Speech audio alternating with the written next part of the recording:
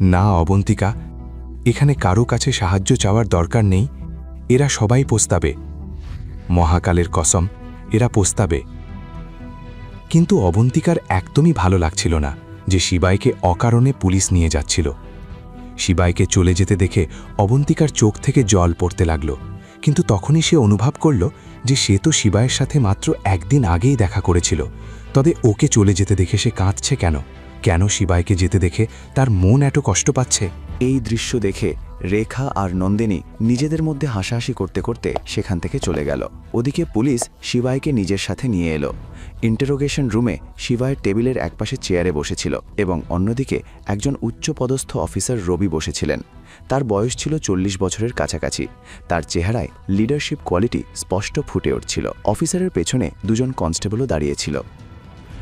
যদি তুমি আমাকে সব সত্যি সত্যি বলে দাও তবে হতে পারে আমি তোমাকে ছেড়ে দেব, কিন্তু যদি আমার সাথে চালাকি করার চেষ্টা করো তবে বছরের পর বছর জেলের ভেতরে পুরে রাখব। এখন বল, কোথা থেকে টাকা চুরি করেছিস তুই?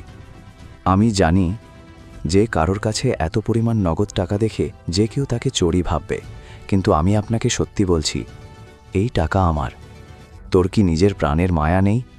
জেল যাওয়ার খুব শখ হয়েছে? আমি আপনাকে সব সত্যি কথা বলছি। আপনি নিশ্চয়ই ইন্ডাস গ্রুপের নাম শুনেছেন? সেই কোম্পানি যা বিশ্বের অন্যতম বৃহত্তম কোম্পানিগুলোর মধ্যে একটি। হ্যাঁ, আমি সেই কোম্পানির চেয়ারম্যান। শিবাই এই কথা বলা মাত্রই প্রথমে তো 2 কনস্টেবল হাসতে শুরু করল। শিবাই খুব গুরুত্বের সাথে নিজের কথা বলছিল, কিন্তু কনস্টেবলদের মুখ দেখে সে অবাক হয়ে গেল। তখনই অফিসার হাতের ইশারায় দুজনকে চুপ থাকতে বললেন এবং শিবাইকে বললেন, তুই কি হোশে আছিস? দেখ, যদি এই ব্যাপারে মিথ্যে বলিস তবে এখনই ভেতরে ঢুকিয়ে দেব। শিবাই উত্তরে বলল, যদি আপনার আমার কথা বিশ্বাস না হয় তবে ইন্ডাস গ্রুপে ফোন করে জিজ্ঞাসা করে নিন। এত বড় কোম্পানির নম্বর আমাদের কাছে কিভাবে থাকবে? আচ্ছা, একটা কথা বলতো, ডিভোর্সের ধাক্কা কি এত বেশি লাগে যে মানুষ পাগল হয়ে যায়?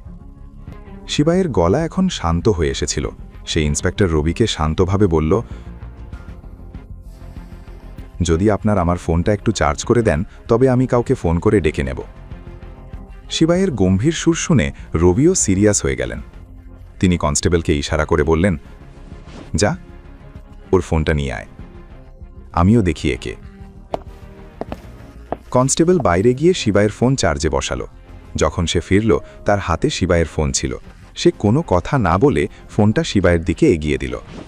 শিবাই তখনই ফোন করল এবং কয়েক সেকেন্ড কথা বলার পর ফোন কেটে দিল। তার মুখে গাম্ভীর্য ফুটে উঠছিল। কোনো দ্বিধা ছাড়াই সে ফোনটা টেবিলের ওপর রেখে দিল। ঠিক তখনই পুলিশ স্টেশনে অবন্তিকা একটা ছোট ব্যাগ নিয়ে ভেতরে ঢুকল। সে একজন পুলিশ কর্মীর কাছে গিয়ে বলল, দয়া করে এবার শিবাইকে ছেড়ে দিন। কোন শিবাই?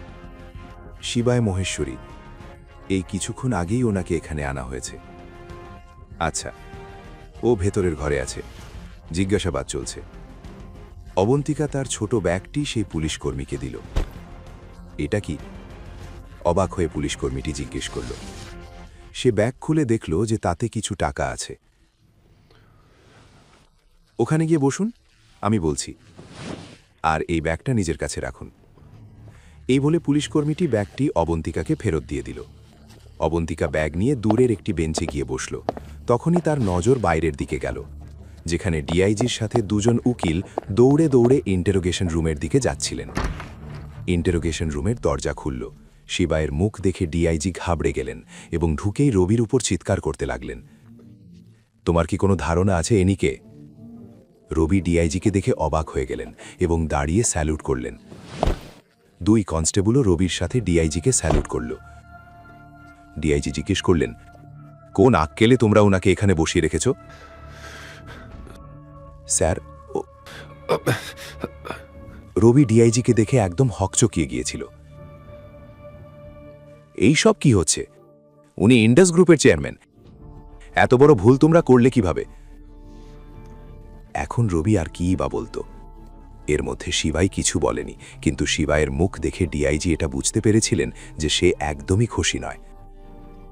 এমন অবস্থায় ডিআইজি শিবাইকে বললেন, আপনি বাইরে গিয়ে আরামে বসুন, আমি এদের সাথে কথা বলছি। শিবাই কথাটি শুনে উঠে দাঁড়ালো এবং বাইরে চলে গেল। ডিআইজি উকিলকে ইশারা করলেন। উকিল রবিকে কিছু কাগজ দিলেন। এফআইআর লিখেছ? ডিআইজি রবিকে জিজ্ঞেস করলেন। স্যার, আমি তো। দ্বিতীয়বার এই ধরনের ভুল যেন না হয়, না হলে তোমার সাথে সাথে আমার চাকরিও যাবে।